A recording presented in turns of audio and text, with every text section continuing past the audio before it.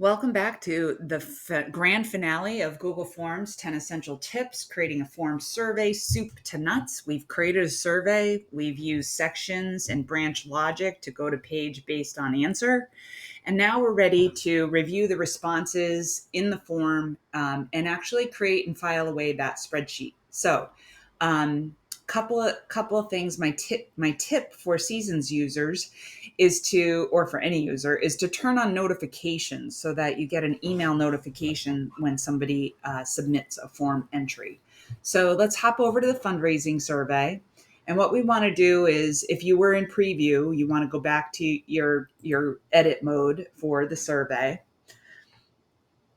And if you've made all the changes and you're happy with it, great. Then you might not have to take your survey again. And when you get some responses, you'll be able to view who has responded. If you scroll down the page, anything that you've asked that is selected response will show up as a graph. So you can see, oh, I've got 50% time and 50% money. And this is what I have in terms of, what people are able to donate. So I've got 25 people who want to donate in the prep, but I have nobody during. So that tells me like, ooh, I've got to get going on the during part. Oh, I've got $10 donations, $5 donations, other donations. And these are anything else you would like to share.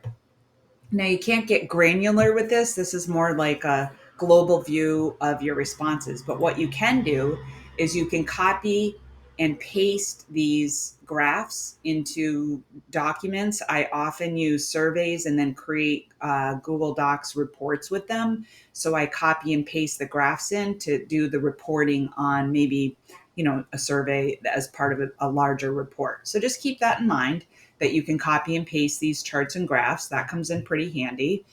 If you want to narrow the scope by question, you can go in by question and see who's submitted, what the different questions are, and then the individual responses as well. I rarely use these two options. I'm either going to use this global view or I'm going to use the spreadsheet. Now, before we get to the spreadsheet, I want to show you a couple options here that is kind of like an advanced tip.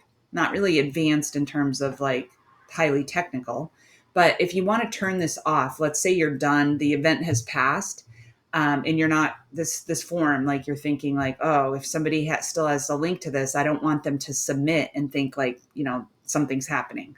So you can turn it off. If you're doing a course registration or a sign up, once it's filled, you can turn it off. If you offer it again and you're ready, oh, I can turn it back on. So accepting and not accepting.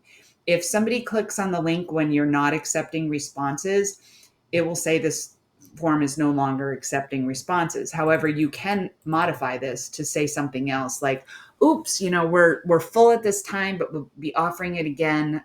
Come check back next month. So you can customize this just like you can customize the confirmation message in the response settings. So we're going to keep that turned on. And the second tip I have is, on the drop down, you have the option to get email notifications for new responses. And I use this feature all the time because I'll have signups or pre-surveys for classes or registrations, just so many things you use forms for. So I want to get an email alert when somebody submits, so in case I need to act on it. Okay. Now, the other thing I want to share with you is using Google Sheets, because when we get into automating with Autocrat and doing merging from Sheets to Google Slides or Docs, it's often because we've collected information in a Google form, and now we're ready to take that information that we've collected in the form, put it into a sheet, and then use the Google Sheets to merge to different documents. So in order to do that, we need to link it to Sheets. So select Link to Sheets, and then just select Create a New Spreadsheet. I rarely add it to an existing spreadsheet, so you could, but I'm going to create a new spreadsheet for this. And by default, because I have filed the form in a folder called Fundraising Survey in Google Drive, it's there. I'm going to even show you. It goes right below the form you created because it's going to have the same exact name. So here in this tutorial, I've created the fundraising survey, and I've just created the spreadsheet, and it's called Fundraiser Survey Responses. I've got the survey I just created at exactly this time. It's 11:31 on June 26th. It says 11:30. I just created this, and it automatically gets filed wherever my form is, which is really handy because they'll be tagged together. Okay, just a little tip, just a little tip. If you wanted to move it somewhere else, you would just click on the move button and you could move it to a different part of Google Drive, or you can even star it so that you could go in and find it in your starred very quickly. So there's just lots of ways that you can organize the sheets. Okay. So take a moment. Maybe you want to take your survey a few more times to be able to see how your charts and graphs change. Maybe you want to practice copying and pasting these into docs or slides so you know how to do it. Make sure you're able to create a spreadsheet and then set up your email notifications for new responses.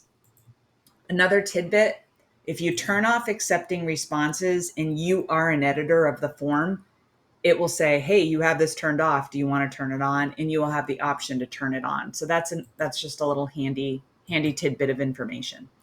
All right, go ahead and get your responses set up and share and get ready to share your form. The bonus video is how do I get my form to where my constituents can fill it out? And that will be the bonus video, the 11th tip for Google Forms Essentials.